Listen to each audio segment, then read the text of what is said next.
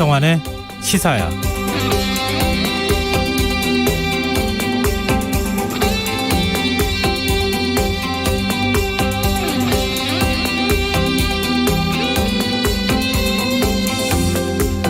홍콩의 대표적인 반중 매체로 꼽혀온 빙과일보가 오늘 마지막 신문을 냈습니다. 이를 두고 사실상 강제 폐간이나 마찬가지라는 평가가 나오는데요. 26년 전 창간한 빙과일보는 자극적인 보도 스타일로 비판을 받기도 했지만 정치적 사안에 있어서만큼은 언제나 홍콩 시민들 편에 서왔습니다. 민주화 시위를 적극 지지하고 홍콩의 비민주적인 조치, 대만과의 갈등을 비롯해 중국 정부가 불편하게 여겨온 이슈들을 주로 다뤄왔는데요. 그 결과 지난해 8월엔 사주가 실형을 선고받았고 최근엔 보도 책임자들이 줄줄이 체포되고 회사의 자산마저 동결되는 순환을 당하기도 했습니다. 홍콩 수반인 캐리람 행정장관은 언론 탄압이 아니라는 입장을 재차 밝히고 있지만 빙과일보의 폐간은 홍콩의 언론 자유가 위축되고 있음을 알리는 상징적인 사건으로 남을 것으로 보입니다. 홍콩 시민들은 오늘 빙과일보의 마지막 신문을 사기 위해 3시간 넘게 줄을 서기도 했는데요. 한 시민은 다음 세대가 잃어버린 역사를 알게 하기 위해서 마지막 신문을 산다는 말을 전하기도 했습니다. 언론의 자유가 얼마나 소중한 가치인지 우리 역시 역사 속에서 뼈저리게 배워왔습니다. 그래서 최근 불거진 일부 언론의 부적절한 사파 논란에 씁쓸한 마음을 감추기 어려운데요. 이 시대 언론의 역할이 무엇인지 우리도 다시금 생각해봤으면 합니다. 시사평론가 김성환입니다. 문재인 대통령이 타임즈와의 인터뷰에서 우리가 가지고 있는 평화는 매우 깨지기 쉽고 언제든지 흔들릴 수 있다면서 남북관계 개선 의지를 거듭 강조했는데요. 잠시 후 뉴스에서 자세한 소식 살펴보겠습니다. 25세 대학생인 박성민 민주당 전 최고위원이 1급 상당의 청와대 청년비서관으로 임명된 것을 두고 공정성 논란이 일고 있는데요. 이 문제 어떻게 봐야 하는지 더 깊이 있게 들여다보는 인터뷰 시간에 민주당 전국 청년위원장인 장경태 국회의원과 이야기 나눠보겠습니다. 김성환의 시사에는 청취자 여러분의 참여를 기다립니다. 방송 내용과 관련해 의견이 있으신 분들은 문자 보내주십시오. 당첨된 분들께는 모바일 상품권 보내드릴 텐데요. 참여하실 번호는 샵 9730이고요. 짧은 문자는 50원, 긴 문자는 100원의 이용료가 부과됩니다. 콩 게시판을 통해서도 무료로 참여하실 수 있고요. KBS 일라디오 유튜브 채널을 통해서도 실시간으로 시청 참여하실 수 있습니다. KBS 일라디오 김성환의 시사야. 그럼 지금 시작하겠습니다.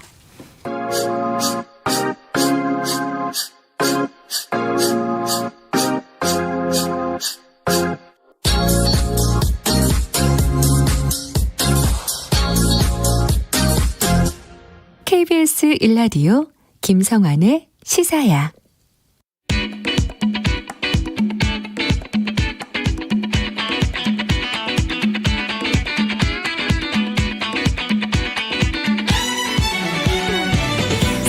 오늘 놓쳤던 뉴스 꼼꼼히 정리해드리는 뉴스야 시간입니다.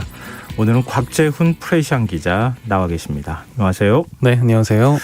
코로나19 현황부터 살펴볼 텐데 이를 신규 확진자 수가 이틀 연속 지금 600명대를 기록하고 있어요. 네, 어제보다는 조금 줄었습니다. 네. 중앙방역대책본부는 오늘 자정 기준 신규 확진자가 어제 대비 610명 늘어났다고 밝혔는데요. 어제 확진자가 645명이었으니까 35명 줄어든 규모입니다. 누적 확진자 수는 15만 3,155명이 됐습니다. 신규 확진자 감염 경로는 오늘 지역 발생이 576명, 해외 유입이 34명이었는데요. 지역 발생 확진자 수는 어제보다 29명 줄면서 500명대로 다시 떨어졌습니다. 지역별로는 서울, 경기, 인천 등 수도권이 450명으로 전체 지역 발생의 78.1%를 차지했고 비수도권 확진자는 126명이었습니다. 근데 수도권 확진자 비율이 한때 40%대까지 떨어지기도 했고 보통 많아도 한 60%대 아니었어요. 지금 근데 70%, 80% 육박하는 수치가 나오는 이유가 뭐죠? 네, 지금 이 경향에 대해서 정은경 질병관리청장도 오늘 브리핑에서 이 부분을 지적을 했는데요. 정 청장은 최근 수도권 환자 발생이 전체의 70%를 넘고 있다면서 특히 서울, 경기 지역은 무증상, 경증 감염원이 광범위하게 잠재해 있는 것으로 본다 이렇게 말해서 눈길을 끌었습니다. 정 청장은 비수도권의 경우는 대규모 감염 한두 건이 진행되고 있는데 수도권으로 7월부터 연계된 발생인 경우가 많다면서 수도권의 코로나19 통제가 매우 중요한 상황이라고 강조했습니다. 이 정 총장은 이어서 이 본격적인 여름철로 접어드는 7, 8월 방역의 중요성을 다시 한번 강조했는데요. 7월부터는 사회적 거리두기가 개편되고 접종자에 대한 일상 회복 지원 방안이 확대되고 여름휴가와 방학 등으로 국내 유행이 증가할 우려가 매우 크다 이렇게 우려하면서 코로나19 유행은 현재 진행형이며 우리 주변에 잠재된 감염원이 상존해 있다. 따라서 8월 말까지는 거리두기와 방역 수칙을 준수하는 것이 매우 중요하다고 강조했습니다. 수도권은 감염원이 광범위하게 잠재 있는 것으로 본다. 이게 사실 그래서 통제하기가 좀 쉽지 않다. 이제 이런 얘기를 설명한 건데요. 그래서일까요? 수도권에서 집단 감염 사례가 지금 조금 느슨해진 틈을 타고 다시 이렇게 늘어나고 있는 것 같은 그런 생각이 드네요. 네, 방대본에 따르면 오늘 학교 그리고 학원, 식당 등에서 신규 집단 감염 사례가 확인이 됐는데요. 서울 광진구의 한 고등학교 그리고 서초구의 음악연습실로 이어지는 집단 감염과 관련해서 지난 20일 이후 현재까지 총 18명의 확진자가 나왔습니다. 또 서울 양천구의 직장에서는 지난 20일 첫 확진자가 발생한 이후 종사자와 가족 등 15명이 추가로 양성 판정을 받았고요. 경기 성남시의 영어학원에서도 지난 22일 이후 25명이 확진이 됐습니다. 서울 강남구하고 마포구 음식점에서 집단 감염이 발생했는데 이 방역 수칙도 제대로 지키지 않은 것으로 나타났다고요? 네, 이제 요거는 기존 감염 사례인데 오늘도 이 관련 확진자가 8명이 늘어서 총 45명이 됐습니다. 이 역학조사에서 이 강남구 음식점을 이용한 방문자가 마포구 음식점을 방문하면서 추가 전파가 된 것으로 앞서 파악이 됐었는데요. 이 강남구 음식점은 현장 점검 결과 거리두기 미준수 등 방역 수칙 위반이 확인돼 운영 중단 명령과 함께 과태료가 부과가 됐습니다. 지금 전 세계가 이른바 이제 델타 플러스 변이 바이러스 공포가 시작됐다 이렇게 얘기할 정도로 지금 각국이 이 바이러스가 확산될까 봐 좀 걱정하고 있는 상황인데요. 우리나라는 아직은 발생하지 않은 거죠? 네, 오늘 정은경 총장 브리핑에서 이 델타 플러스 변이와 관련해서는 이 정 총장이 우리나라에서는 아직 확인되지 않고 있다 이렇게 전했습니다. 또 이 델타 바이러스와 관련해서 정 총장은 현재까지 델타 변이가 190건 확인됐고 지역 감염 사례가 3건 보고돼 유입 초기 단계로 볼 수 있다 이런 판단을 밝혔습니다. 그러니까 델타 변이 바이러스하고 델타 플러스 변이 바이러스하고는 좀 다른 거잖아요. 네, 델타 플러스가 기존의 델타 변이보다 전파력이 더 높은 것으로 추정된다. 같이 걸었는데 몇 분 만에 감염이 됐다. 이런 사례들이 보고가 되고 있습니다. 그 인도발 이중 변이 바이러스라고 하는 게 델타 그 변이 바이러스고, 그렇습니다. 또 다시 또 변이가 일어난 게 델타 플러스 변이 바이러스다. 그렇죠. 이제 인도발이 델타인데 그것이 또 한 번 변이를 일으킨 거라고 볼 수 있습니다. 네, 좀 복잡하기도 한데. 델타 플러스 변이 바이러스는 좀 우리나라에서는 좀 더 확인 안 됐으면 좋겠다 이런 생각이 듭니다. 오늘 오후 9시 잠정직 개치 나왔습니까? 네, 오늘 자정부터 밤 9시까지 잠정직 개치는 550명으로요. 어제보다 1명이 적었습니다. 그러니까 어제와 거의 비슷한 수준이고요. 이에 따라 오늘 최종 그 확진자 수도 한 600명 안팎이 될 것으로 예상이 되고 있습니다. 네. 그리고 미국 식품의약국 FDA가 화이자와 모더나 백신이 심장 염증을 유발할 가능성이 있다. 이런 진단을 내놨어요. 네, 로이터 통신에 따르면 미 식품의약국 FDA가 이 이른바 메신저 리보액산 즉 mRNA 기술로 개발된 화이자, 모더나 백신을 맞은 뒤에 젊은 층 일부에서 이 심근염 사례에 대한 경고 문구를 추가하겠다 이런 계획을 발표했다고 합니다. FDA 백신 공급 부서의 담당 부서장은 확보한 자료를 기반으로 의료진, 간병인, 백신 접종자에게 경고 사항을 공지할 것이라고 설명했습니다. 미국 질병통제예방센터 즉 CDC 자문그룹도 이 같은 사례를 언급했는데 백신 접종 후에 이 심근염을 앓은 환자들이 일반적으로 증세를 벗어나 건강을 되찾았다 이런 설명도 함께 했습니다. CDC 면역안전부의 톰 시마푸크로 부국장은 10대와 20대 초반 특히 남성에게서 이 같은 현상을 목격하고 있다 이렇게 밝히기도 했습니다. IFP 통신에 따르면 CDC는 이 20대 초반까지 이 젊은 연령대에 심장질환과 백신 접종 연계성이 있을 가능성에 무게를 두면서도 다만 현재로서는 그럼에도 불구하고 백신 접종의 이익이 위험보다 여전히 크다는 점이 명백하다고 진단했습니다. 참고로 오늘 우리 방대본 브리핑에서도 이 사례가 조금 언급이 됐는데요. 네. 이 정은경 질병관리청장은 아직까지는 우리나라에서 이 mRNA 백신을 접종하고 이상 반응으로 심근염과 심낭염이 보고된 사례는 아직 없다 이렇게 밝혔는데 아까 전해드린 것처럼 이게 좀 젊은 남성을 대상으로 한 이제 그런 부작용 사례인데 국내에서는 아시다시피 이 화이자 그리고 모더나가 화이자가 저희는 이제 주로 화이자죠. 네. 화이자는 주로 고령층을 대상으로 접종이 됐기 때문에 20대 초반 이하의 남성에서는 이걸 맞은 사례도 거의 없고 이 심장질환 겪은 사례도 하지 않았다 이런 얘기입니다. 네, 알겠습니다. 윤태호 방역총괄반장 아마 브리핑하는 모습 많은 분들이 지켜보셨을 것 같은데요. 오는 30일 퇴임을 할 예정인데 뼈를 갈아 일했다 이런 소회를 밝혔다고요. 네, 뭐 본 직함은 보건복지부 공공보건정책관, 그러니까 국장급 고위공무원인데, 네. 뭐 우리 청취자분들 또 국민들은 이제 이 복지부 공공보건정책국장보다는 이 중수본 방역총괄반장이라는 직책으로 더 익숙하실 텐데요. 예. 이 정은경 질병관리청장도 다 이 방역대책본부장 이런 직책을 그러네요. 지금 1년 네. 넘게 더 많이 쓰고 있는 것 같습니다. 이 윤태우 이 공공보건정책관은 부산대 이대 예방의학과 교수 출신이고 지난 2018년에 이 공공보건정책관에 임명이 됐는데요. 2015년 메르스 사태 이후 3년 만에 다시 이 대규모 감염병 사태가 발생하면서 메르스 대응 지원단 총괄반장을 맡아서 일해왔습니다. 윤 반장은 오늘 이 출입기자단과 만난 자리에서 이 지난 500여 일에 대한 소회를 밝혔는데요. 특히 대구 지역에 코로나가 대규모 확산하던 작년 3월 그리고 하루 확진자가 1,000명을 넘어섰던 작년 12월 등 대유행 시기의 숨가쁜 상황을 이제 언급하면서 정말 뼈를 갈아 넣어 일했다 이렇게 말하기도 했습니다. 다만 이 윤 정책관은 예. 고생은 했지만 국가 위기 상황에서 그런 역할을 할 기회가 주어졌다는 자체가 개인적으로 의미 있는 일이었다. 감사하게 생각하고 있다. 이런 소회도 밝혔습니다. 그동안 참 고생 많으셨다는 얘기를 해드리고 싶네요.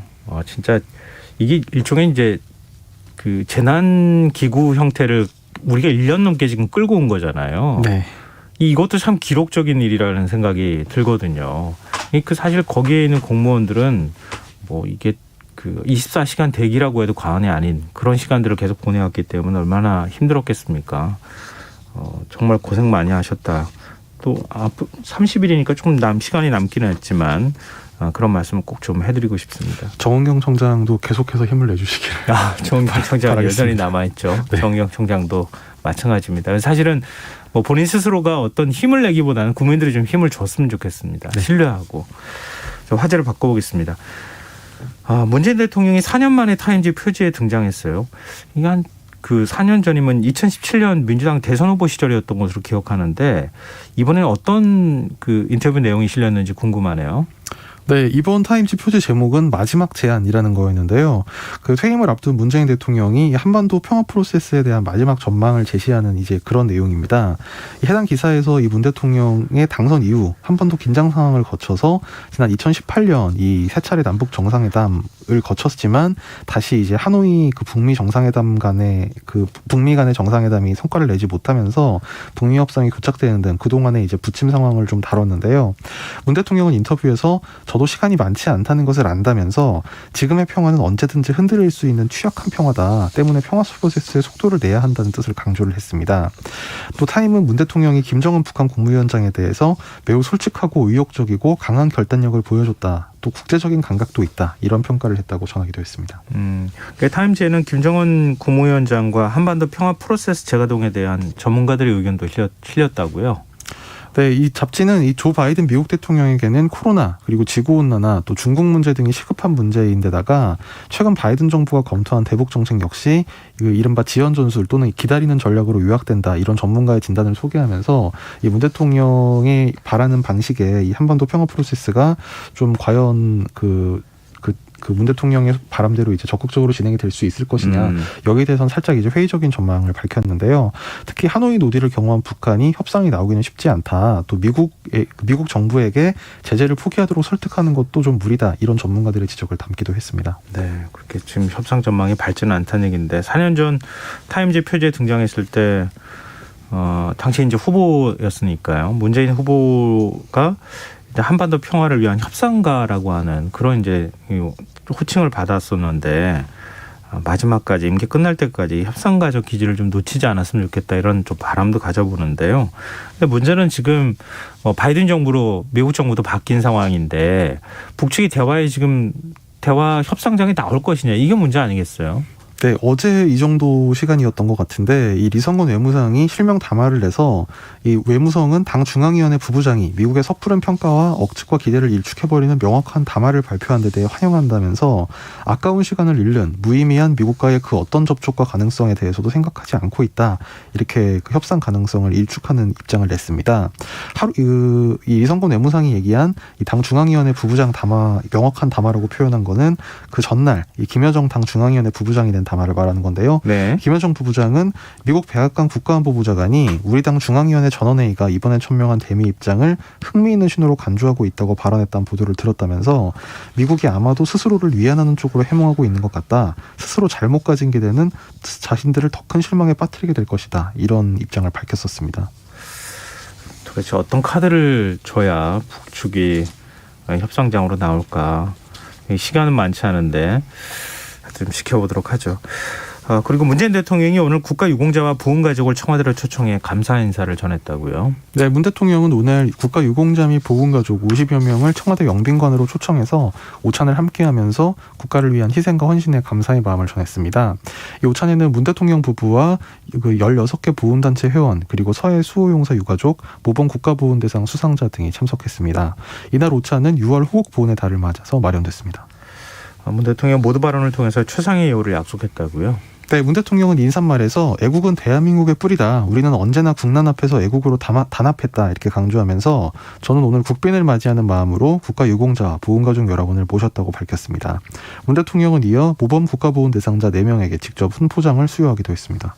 네, 지금 여러분께서는 KBS 라디오 김성환의 시사야와 함께하고 계십니다. 계속해서 뉴스야 이어가겠습니다. 이제 좀 시선을 정치권으로 좀 돌려보죠.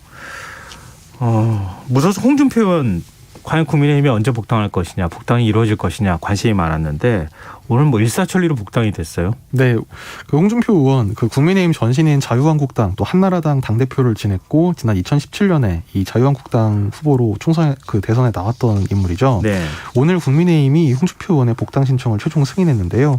이준석 국민의힘 대표는 오늘 오전 최고위원회 이후 기자들과 만나서 홍 의원에 대한 복당권은 최고위에서 반대 의견 없이 통과됐다고 밝혔습니다. 이 대표는 이 효력은 즉시 발효된다면서 홍 의원은 오늘부터 국민의힘 당원이라고 밝혔습니다. 이 대표는 나아가 당내 주자들 예를 들어 원희룡 제주지사 행보에도 참석해서 힘을 보태는 것처럼 홍 의원도 조만간 대국민 보고회를 기획하고 있는 걸로 아는데 요청이 온다면 거기도 참석할 수 있다 이렇게 말해서 눈길을 끌었습니다. 그러니까 당내 주자들을 우대하겠다. 또 당 밖에 있던 인사도 입당하면 바로 이제 당대표가 이제 행사에도 참석하고 이렇게 힘을 실어주겠다 이런 메시지를 낸 건데 뭐 기존에 얘기한 것처럼 자강론하고 버스 정시 출발론을 그대로 얘기를 하고 있는 거네요. 예, 결국 당 밖에서 입당을 망설이고 있는 후보들을 향해서 이렇게 들어와라. 빨리 와라. 들어오면 나도 들어오면 차별도 하지 않고 이렇게 힘을 실어주겠다. 이런 메시지를 낸 걸로 보입니다. 근데 차별하는 게 아니라 대우해주길 기대하는 거 아닙니까? 네. 근데 그런 면에서 이해가 서로 간에 일치할지 모르겠네요. 홍준표 의원은 집안의 맏아들이 돌아왔다 이런 소감을 전했다고요. 네, 홍 의원은 오늘 그 복당 의결 직후 기자회견을 열고 어쩔 수 없이 잠시 집을 떠나야 했던 집안의 맏아들이 돌아온 셈이다 하면서 공정과 자유, 서민과 소통을 기치로 삼아 정권 교체를 위한 하나의 미랄이 되겠다 이런 각오를 밝혔습니다. 홍 의원은 오는 29일 이 분석 그 국민 8,000명을 대상으로 이 개별 면접 방식으로 조사한 분석 보고서를 발표하겠다 이런 계획도 공개했는데요. 이 보고서 발표를 계기로 야당 대선 열차가 빨라지지 않겠느냐 이렇게 말하기도 했습니다. 근데 홍 의원이 최근에 윤석열 전 검찰총장에 대한 견제구를 계속 날리고 있는데 오늘 복당 후에도 또 그렇게 했다고요? 네, 오늘 이제 그 복당 후에 이 기자회견 또 기자회견 후 기자들과 이 질의응답을 주고받는 과정에서 윤석열 전 총장과 이 대선 지지율 차이에 대해서 이 격차를 줄일 자신이 없으면 내가 대선에 나오겠느냐 하면서 지금 상황으로 결정하면 당내 경선이 필요 없지 않느냐 이렇게 자신감을 보였습니다.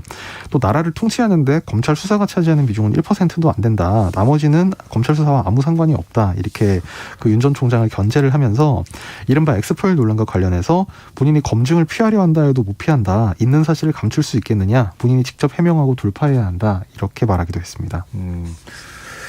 공교롭게도 홍준표 의원 복당날 윤 전 총장이 정치 참여 선언 일정을 발표했어요. 대선 출마를 곧바로 선언한다는 거죠? 네, 뭐 거의 그렇게 봐야 될 것 같은데요. 뭐 표현은 정치 참여 선언이라고 이 윤 전 총장 측에서는 표현을 하고 있는데 뭐 사실상 이게 대선 출마 선언이 될 걸로 보입니다. 윤 전 총장은 오늘 기자들에게 보낸 메시지에서 오는 29일 오후 1시 이 매헌 윤봉길 의사 기념관에서 국민 여러분께 제가 앞으로 걸어갈 길에 대해 말씀드리겠다 이렇게 밝혔는데요. 네. 앞서 윤 전 총장 측은 이 6월 말 7월 초에 윤 전 총장이 정치 참여 선언을 할 것이고 그 선언을 통해서 뭐 내가 왜 정치를 하는지 어떤 대한민국을 만들 것인지 이런 등의 내용을 담을 것이라고 예고를 해왔습니다. 근데 그 대선 출마 뭐 정치 참여 선언이라고 얘기를 하니까 그대로 뭐 우리 일단은 인용해 주는 걸로 하죠.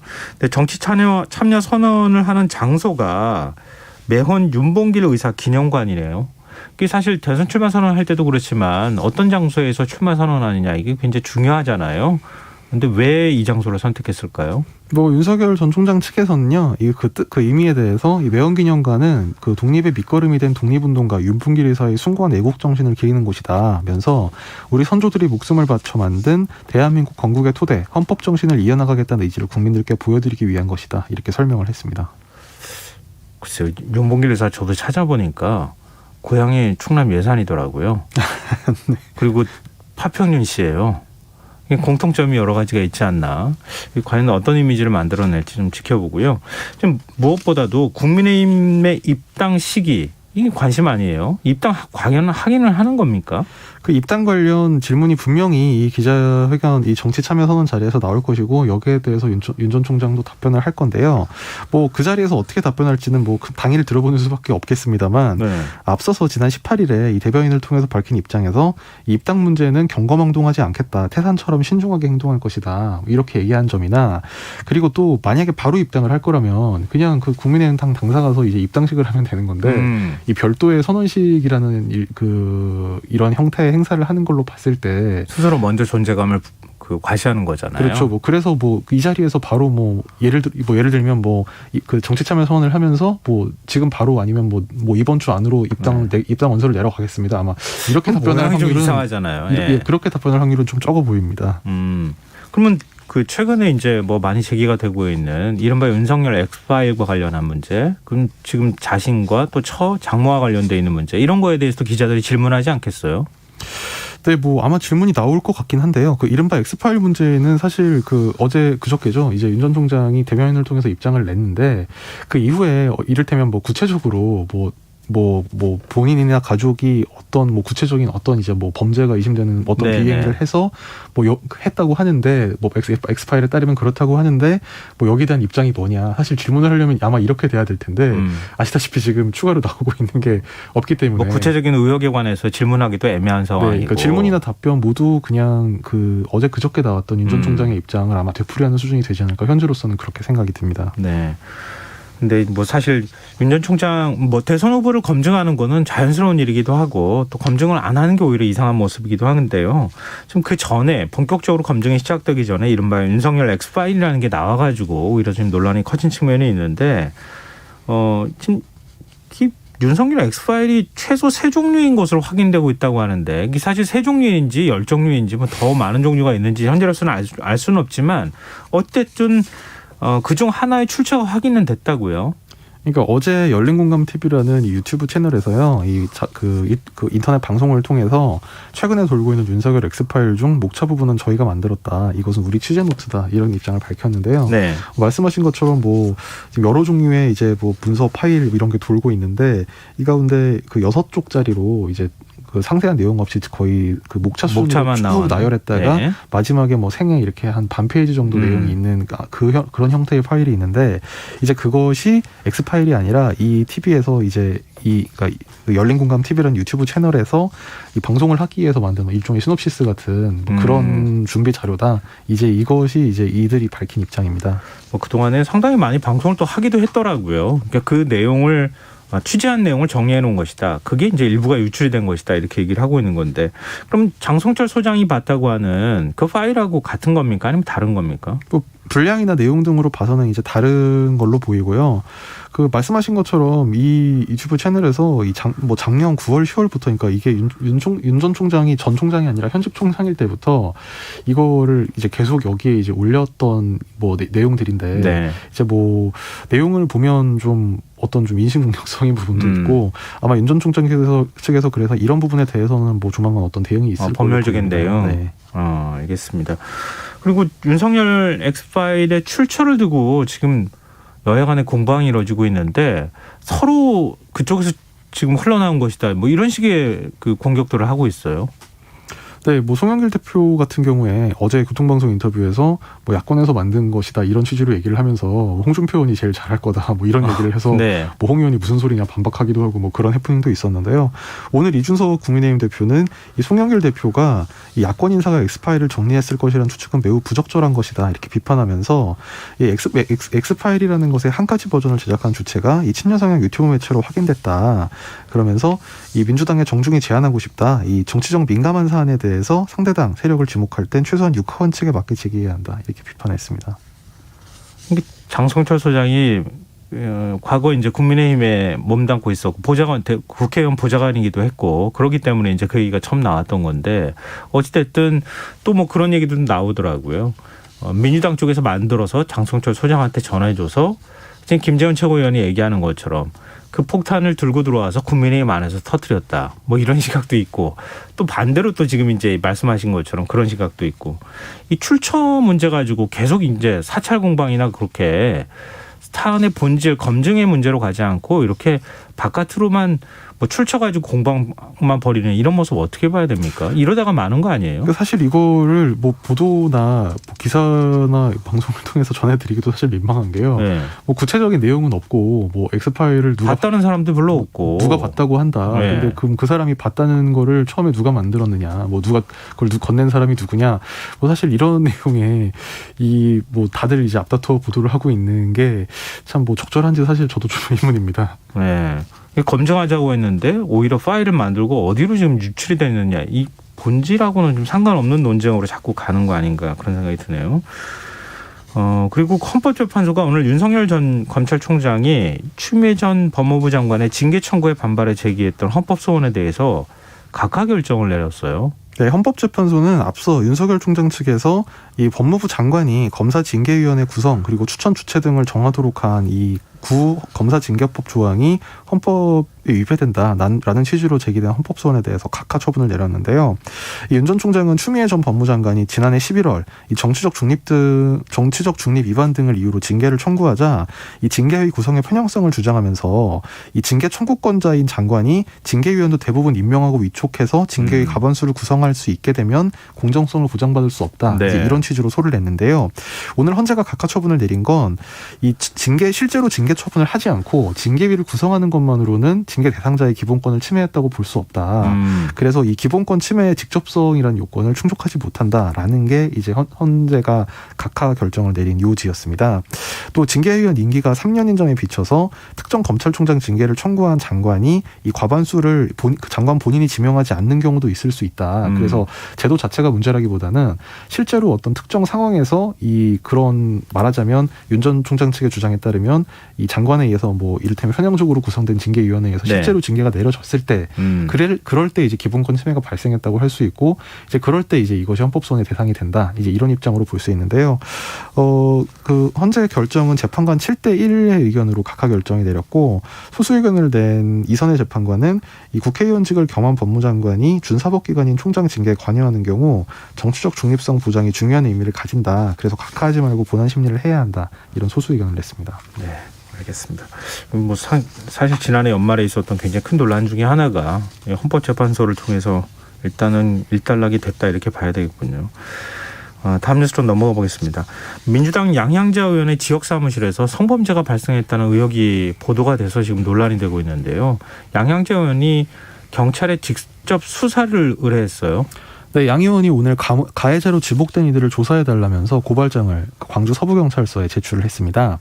이 고발장에는 이 자신의 그 지역 사무실 직원인 A씨가 이 양 의원이 당선된 이후 수개월간 같은 사무소에서 근무한 여직원 B씨를 성추행했다 이런 의혹을 담고 있는데요. 양 의원은 지난 21일 이 피해자 B씨로부터 피해 사실을 전해 듣고 당에 알린 뒤에 가해자 A씨와 책임자 등 3명을 직무 배제했다고 밝혔습니다. 양 의원은 또 입장문에서 이번 일의 모든 책임은 제게 있다. 평생 사죄하며 책임지겠다면서 피해자를 위해 취할 수 있는 모든 조처를 하겠다고 다짐했습니다. 그럼 사실상 인정한 겁니까? 성범죄와 관련된 부분에 대해서? 그러니까 그 양 의원 본인이 가해자가 아니고 가해자가 따로 있는 상황인데요. 그 어쨌든 이제 양 의원은 가해자가 이런 일을 저질렀다. 따라서 처벌해달라라고 낸 상태고 가해자 본인이 어떤 입장을 냈는지는 지금 알려지지 않고 있습니다. 양 의원 그 지역 사무실에서 근무하는 사람이 양 의원하고 뭐 사촌 관계다 이렇게도 네. 얘기가 나오기도 하던데 민주당은 어떤 입장 보이고 있습니까? 네, 민주당은 사실 어제 저녁에 사실상 이 의혹에 대해서 인정하는 입장을 밝혔는데요. 민주당은 이소영 대변인 명의 논평에서 이 당이 보도된 의혹에 대한 확인 및 조사 절차를 진행하고 있으나 그 모든 것에 앞서 고통을 겪은 피해자분과 국민 여러분께 깊은 사죄의 말씀을 드린다면서 이 사건에 대한 사법 절차와 함께 진행 중인 당 차원의 가해지 조사를 신속하게 병행하고 조사 결과에 따라 당 차원에서도 엄중하고 철저한 조치를 취하겠다 이렇게 밝혔습니다. 야당 반응도 궁금한데요. 네, 야당 국민의힘은 황보승희 수석대변인 논평을 통해 이 지난 14일 당의 신고가 접수되고 16일에 진상조사를 지시했음에도 언론을 통해 사건이 드러나고서야 부랴부랴 사과문을 내놓은 민주당 반성해야 한다 하면서 철저한 조사로 진상을 규명할 것은 물론 당내 위계에 의한 권력형 성범죄에 대해 엄단에 나서야 할 것이다 이런 입장을 밝혔습니다.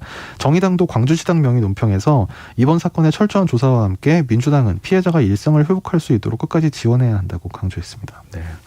아무래도 박원순 오거돈 전 시장 관련된 문제에서 민주당이 적절한 대응을 하지 못했다고 하는 비판들이 상당히 많이 있었던 거 아닙니까? 이번에 민주당이 어떻게 대응할지 좀 국민들이 좀 지켜보는 상황이 아닐까 싶습니다. 끝으로 한 가지만 더 살펴보죠. 국민의힘 대변인을 뽑는 토론 배틀이 시작이 됐는데 경쟁률이 굉장히 높은 모양이에요. 네, 뭐 지원자가 564명 뭐 이렇게 1차에 응시한 지원자가 이렇게 많았다고 하고요.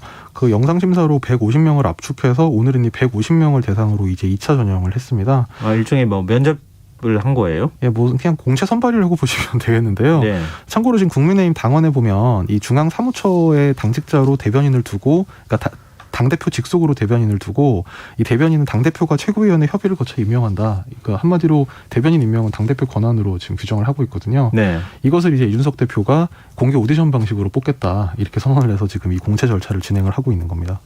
그러면은 압축하고 난 다음에 그다음에 공개 오디션을 또 해야 하는 절차가 있는 거죠? 네, 그렇죠. 이제 오늘은 이제 이준석 대표가 진행하는 뭐 이른바 압박 면접이라고 진행을 했는데 그 이제 결과가 끝나고 뭐 16강전, 8강전 이런 식으로 거쳐가지고 공개 오디션을 말하자면 그 토론 과정을 중계하는 토론 배틀을 하겠다 이런 입장입니다.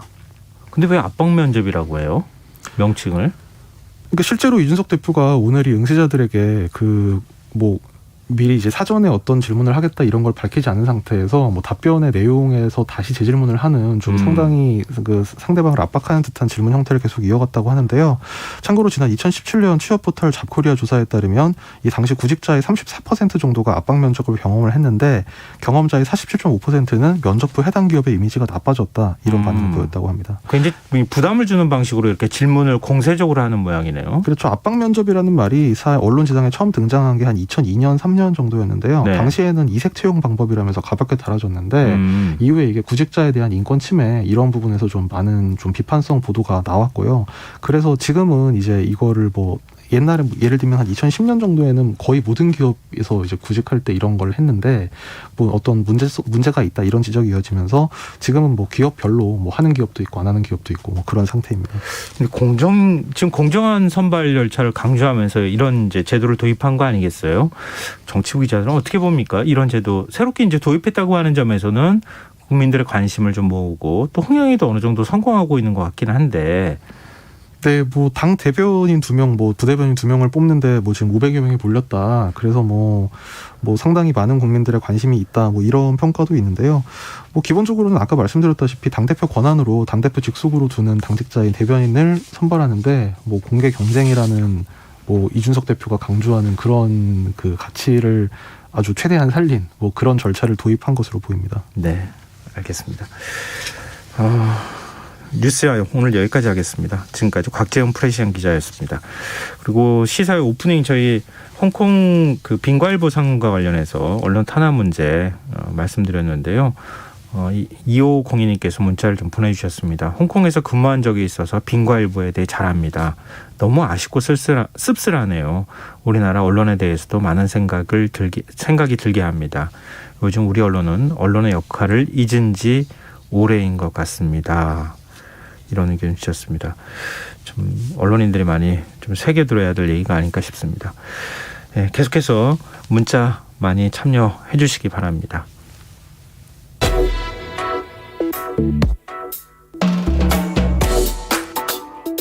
더 나은 내일을 준비하는 시간 KBS 1라디오 김성환의 시사야. 25살의 대학생 신분인 박성민 전 민주당 최고위원이 1급 상당 청와대 청년 비서관으로 임명된 것을 두고 공정성 논란이 일각에서 일고 있습니다. 국민의힘은 청년 기용이 아닌 청년 기만이라고 비판한 가운데 민주당에서는 30대가 당대표가 되는 사회 변화에도 불구하고 나이와 성별만이 기사화돼 논란이 되는 게 안타깝다, 이런 반박이 나오기도 했습니다. 이 문제 관련해 민주당 장경태 의원 연결해서 좀 내용을 정리를 해보고 얘기를 좀 들어보는 그런 시간을 가져보겠습니다.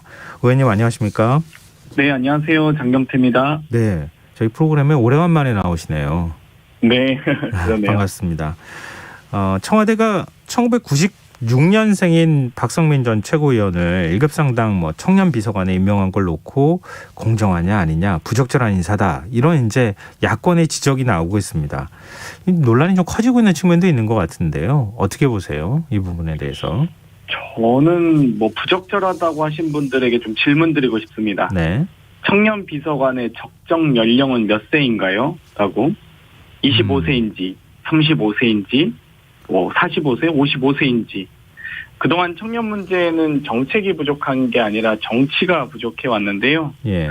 항상 이 청년 정책을 다른 기성세대의 눈으로, 또 다른 기성세대의 잣대로 하다 보니까 이 청년 감수성이 좀 부족하다, 혹은 청년 인지적 사고가 부족하다, 이런 평가를 많이 받아왔습니다.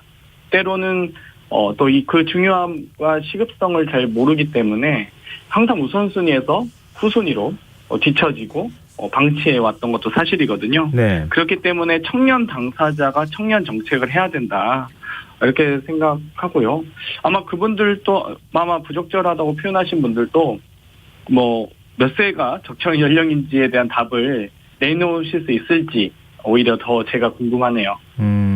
이 원래 청년 특임 장관 얘기를 송영길 대표가 막 꺼냈었잖아요. 근데 이제 청년 비서관을 두는 형태로 이 청와대가 그 의견을 수렴한 것이라고 또 해석이 가능할 것 같은데, 이 박성민 전 최고위원을 청년 비서관으로 임명한 배경이 있습니까? 아무래도 이제 청년 특임 장관 같은 경우는 정부조직법을 개정해야 된다든지 법 개정사항입니다. 또 이 장관 같은 경우는 국무위원이기 때문에 이 여러 가지 제도적인 절차들이 있고요. 청와대나 정부가 할 수 있는 일은 아니기 때문에 청와대가 선택할 수 있는 소위 청년 비서관 제도를 임명한 것이고요. 사실 이 청년 비서관 제도를 처음 만든 게 2019년 5월에 저희가 당정청 협의를 하면서 당에는 청년미래연석회의, 또 청와대는 청년비서관, 총리 직속 청년정책 추진단을 만들어서 당정청이 함께 청년협의체를 만들자라고 의결돼서 이미 활동을 진행해 왔습니다. 네. 그러다 보니까 여러 가지 청년 적임자를 찾기 위한 노력도 많았고, 여러 가지 나이에 대한 부분, 이런 부분도 있었는데요.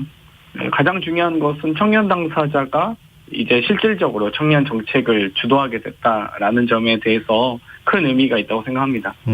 하나만 더 여쭤볼게요. 왜 박성민이었느냐? 여러 후보군이 있었던 것으로 알고 있습니다만, 네. 이 박성민 비서관 같은 경우는 제가 청년위원장으로서 이 청년 대변인 공모할 때 또 심사를 보기도 했었는데요. 정말 이 소신도 있고 발굴의 실력을 발휘하기도 했습니다. 그리고 이 또 청년미래연석회의 의장으로서, 청년 최고위원으로서, 또 청년 TF 단장으로서 여러 가지 청년 현안을 해결하기 위해서 노력해왔고, 청와대에서도 저는 청와대 비서관으로서도 청년 비서관으로서도 충분히 역할을 할 수 있다라고 많은 분들이 아마 공감하시지 않았나, 이렇게 생각합니다. 네. 근데 의원님께서 SNS를 통해서 30대가 당대표가 되는 사회 변화에도 불구하고 박 비서관의 나이와 성별만의 기사화돼 논란이 되는 것이 안타깝다, 이런 입장을 밝히셨어요. 일각에서는 이준석 대표는 선거를 통해 당선된 선출직이고, 지금 그 박 비서관의 경우에는 임명하는 거 아니냐, 그건 같은 독립선상에서 놓고 비교할 수 없는 거 아니냐, 이런 반박도 있는데 어떻게 보세요?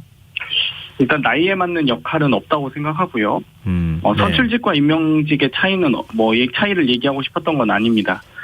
당연히 이준석 대표 같은 경우는 선출직으로서 국민의힘이 청년정당이 아님에도 불구하고 청년들이 아닌 기성정당에서 당대표를 하고 있는 것이 더 어색할 수 있는데요.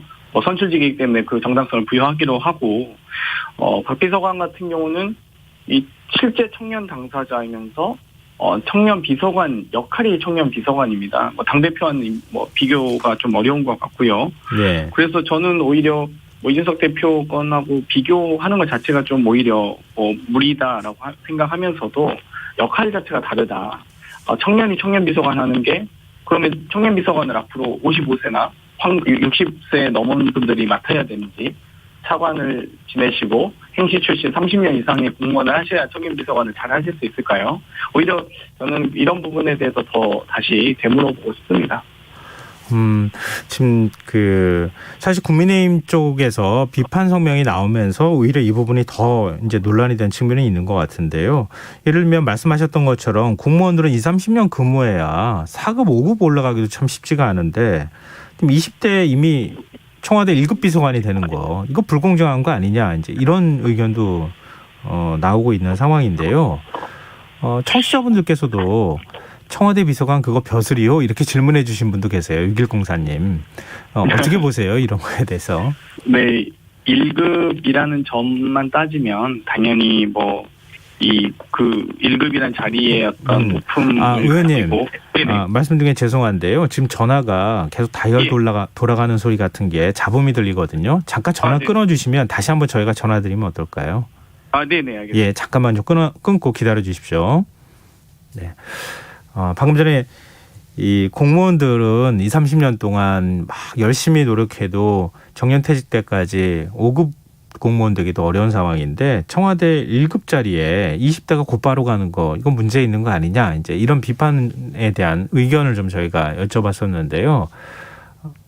네, 지금 또 연결이 됐습니다. 예. 네, 여보세요. 네네네. 예. 네, 이제 괜찮네요. 네네. 얘기를 좀 이어갔으면 좋겠는데요. 사실은 지금 저희 청취자분들 가운데 2243님도 1급 로또 같아요. 애써 노력하다 한 뼘 한 뼘 지리하게 나아가는 수많은 젊은이들이 아마도 맥이 탁 풀리는 걸 느꼈을 것 같습니다. 이런 의견도 주셨는데요. 어떻게 보세요? 이런 지적에 대해서? 일단 정무직 공무원인데요. 이 소위 정무직은 시험 봐서 가는 취업은 아닙니다. 여러 가지 어떤 정책 당사자나 정책 전문성을 가진 분들이 받게 되고요. 여러 가지 이 당사자 활동에 대해서는 지금 현재도 청년 거버넌스를 저희 확대해 가는 과정인데요.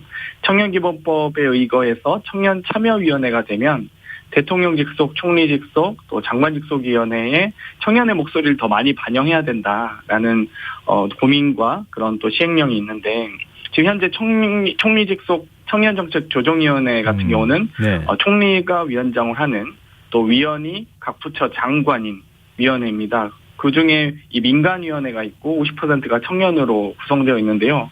그렇게 따지면 이 거의 장관과 급을 같이 하는 이 위원회에 청년이 왜 들어가냐라는 의문도 될 수 있거든요. 그렇기 때문에 여러 가지 청년들의 참여와 목소리를 보장한다는 점에서 또 이 청년 해당 분야의 담당관이기 때문에 이것 자체를 너무 고위직을 주는 거 아니냐라는 생각보다는, 그럼 청년은 항상 하위직을 해야 됩니까?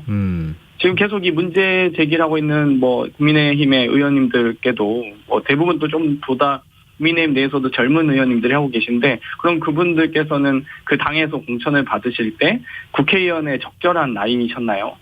저는 그런 나이는 없다고 생각합니다. 그렇기 때문에 이 청년 문제를 고민하고 청년 문제를 집행해야 되는 비서관이라면 청년이 하는 게 맞다. 그 나이를 가지고 논쟁하는 것 자체가 어렵다라고 봅니다. 그럼 이렇게 한번 여쭤볼게요. 청와대에 이제 참모들이 굉장히 많지 않습니까? 그리고 굉장히 막중한 책임을 지고 있는 참모들이 다 포진해 있는 상황인데, 청년 목소리를 대변한다고 청년 비서관을 임명하긴 했지만 그 안에서 얼마나 그 목소리가, 청년 비서관의 얘기가 다른 사람들한테 그 영향력을 발휘하고 결국 정책을 만들거나 이럴 때 제 역할을 할 수 있을 것이냐, 이 부분은 또 다른 차원의 문제일 것 같거든요. 제가 그래서 방금 이 청년 문제는 정책이 부족한 게 아니라 정치가 부족하다라는 말씀도 드리기도 했는데요. 네. 결국 이 정책을 추진하는 과정은 방금 말씀하셨듯 각 비서관 간의 협의와 여러 가지 논쟁이 있을 수도 있습니다만 이 정책을 끊임없이 지속적으로 집중하고 관철해내는 의지가 더 중요합니다. 그렇기 때문에 보통 청년 당사자가 아닌 당사자가 아닌 분들이 해당 분야의 부문 어떤 담당관이 되든지 대표가 됐을 때 이 그런 어떤 그 해당 분야에 대한 노력을 하는 의지가 약할 수밖에 없거든요. 네. 그런 과정은 저는 그동안 이 청년 문제가 해결되지 못했던 문제 중에 핵심이 정말 이 간절하고 절박하게 청년 문제를 해결하고자 하는 청년 당사자가 좀 부족했다라고 봅니다. 그 전에 있던 분들이 당연히 열심히 하고 노력은 하셨겠지만 이 청년 당사자들의 이 간절한 만큼 그런 분들이 더 많이 들어가서 관철시키기 위한 노력들과 의지를 강하게 드러내야지 저는 이게 가능하지. 이 대부분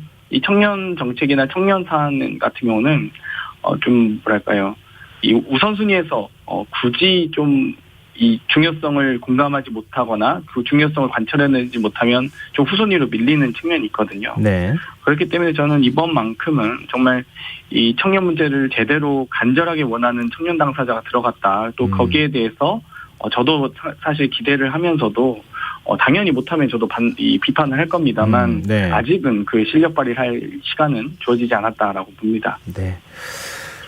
국민의힘에서 지금 이준석 대표 1호 공약이기도 하죠. 대변인을 선발하기 위한 토론 배틀이 지금 진행 중에 있습니다. 국민의힘 이런 시도가 일종의 이제 공정이라고 하는 화두를 갖고 오는 측면도 있는데요. 그래서 또 지금 이제 청년 비서관 논란하고 좀 대비가 되는 측면도 있는데 국민의힘이 이런 시도 어떻게 보십니까? 저희도 비슷하게 대변인 아카데미를 지금 공모하고 있는데요. 네. 저희는 경쟁보단 교육으로라는 슬로건입니다.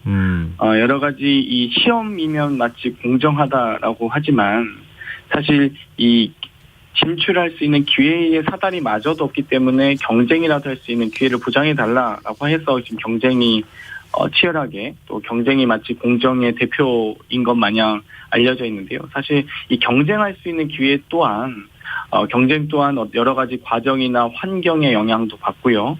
그런 어떤 지원이나 자산의 영향도 많이 받습니다. 그렇기 때문에 누구나 다 이 경쟁에 참여할 수 있도록 하는 더 근본적인 해결책은 전 교육이라고 보고요.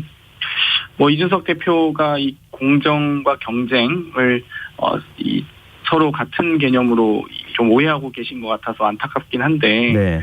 어찌되었건 이번에 여러 가지 토론 배틀을 통해서 아무래도 당대표가 핵심적인 또 대표 공약이다 보니까 많은 또 당력을 집중하고 있는 것으로 보입니다. 그래서 제가 보기엔 크게 공정한 경쟁은 아닌 것 같은데요.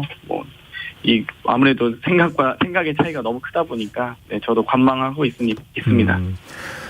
이른바 윤석열 엑스파일에 대해서 좀 여쭤보고 싶은데요. 이준석 대표가 야권 인사가 엑스파일을 정리했을 것이라는 송영길 대표의 추측은 매우 부적절하다. 그러면서 송 대표를 이제 직접 겨냥해서 비판하기도 했고요. 근데 또 친여 선영의 유튜브 매체가 이른바 윤석열 엑스파일 가운데 한 개를 만들었다 이렇게 스스로 인정하고 나오는 이런 상황이 있는데 엑스파일 배우로 여권을 지목하고 있는 야권의 주장 어떻게 보십니까? 제가 앵커께 질문 드리고 싶은데요. 엑스파일의 개수는 몇 개일까요? 글쎄요. 저는 잘 모르겠습니다. 네. 제가 직접 보지도 않고 몇 개가 있는지 모아보질 않아서. 제가 보기엔 X개인 것 같습니다. X개요? 그만큼 무궁무진하고 셀 수 없을 정도로 많다고 보는데요. 그러니까 그게 많다기보다는 여러 가지 각자가 정리해놓은 파일이 있을 수 있습니다. 예를 들면 야당에서 혹은 과거 박근혜 정부에서 이 정권을 저항하는 검사를 사찰하기 위해서 만든 문건이 있을 수도 있고요. 네. 또 한편으로는 이 검찰총장 인사청문 과정에서 또 국민의힘이나 이런 야당에서 이분을 여러 가지 있던 썰들을 좀 정리할 수도 있고요. 지금 친여 성향이라고 말씀하셨던 유튜브 채널도 소위 본인들이 그냥 취재 목적의 목차를 정리한 것이지 엑스파일이라고 이야기한 적은 없습니다. 만약 이런 모든 파일의 총합이 엑스파일이라고 하면 아마 그 총 개수로 따지면 X개라고 보는 게 맞겠죠. 그렇기 때문에 전 다양한 상황에서 다양한 파일들이 있을 수 있다. 그런데 이것을 누가 만들었냐라는 논쟁 자체가 정말 의미 없다. 뭐 초코파이 어디서 만들었냐라는 논쟁과 비슷한 거 아니겠습니까? 롯데가 만들 수도 있고 오리온이 만들 수 있는 거죠. 네. 네. 혹시 엑스파일 보신 적 있으세요? 주변 사람이 갖고 있다는 거, 예, 얘기 들으시거나. 엑스파일인지는 모르겠고요. 예. 그냥 뭐 여러 가지 윤석열 총장과의 어떤 의혹들, 뭐 이런 의혹들을 뭐 간략하게 정리한 내용들은 좀 몇 번 있었던 것 같습니다. 뭐 마침 오늘 공교롭게 윤 전 총장이 오는 29일 대선 출마하겠다 이렇게 사실상 선언을 하고 나서는 일이 있었는데요. 윤 전 총장이 직접 해명을 할 거라고 보시는지요? 저는 해명하지 않으실 거라 보고요. 예. 기본적으로 일단 또 다음 달에 이 본인의 장모님과 관련된 재판이 예정돼 있기도 하고요. 네. 본인도 그 부분에 대해서 누군가 공개적으로 공개하지 않는 이상 거기에 대한 또 본격적인 해명을 할 필요 없다. 누군가가 자료를 바탕으로 해서 의혹을 정식으로 제기했을 때 해명할 가능성이 높다고 보고요. 오히려 그런 의혹들이 정식으로 제기되기 전에 조금 서둘러 출마 선언을 한 느낌도 측면도 있는 것 같습니다. 근데 민주당 송영길 대표는 윤 전 총장 배우자 검증이 조국 수사보다 더 심해야 한다 이렇게 또 발언을 했고요. 그런가 하면 이준석 대표는 비슷한 방식으로 할 수 없다. 조 전 장관 일가와 같은 국민적 공분을 살 만한 문제가 있다고 생각될 때 하는 것이다. 이게 서로 좀 시각 차이가 엇갈리는데요. 대선 주자로서 검증 수위나 범위는 어디까지여야 한다고 보십니까? 저는 뭐 당연한 얘기를 송영길 대표께서 하셨다고 보고요. 예. 장관의 인사청문 과정과 이 장관으로서의 직무수행을 검토하는 과정과 대통령으로서의 이 직무수행이나 후보를 검증하는 도덕성을 검증하는 문제는 차원이 다른 문제라고 생각합니다. 장관은 정무직으로 임명직이기 때문에 이 인사권을 행사하는 대통령으로부터 임무를 부여받아서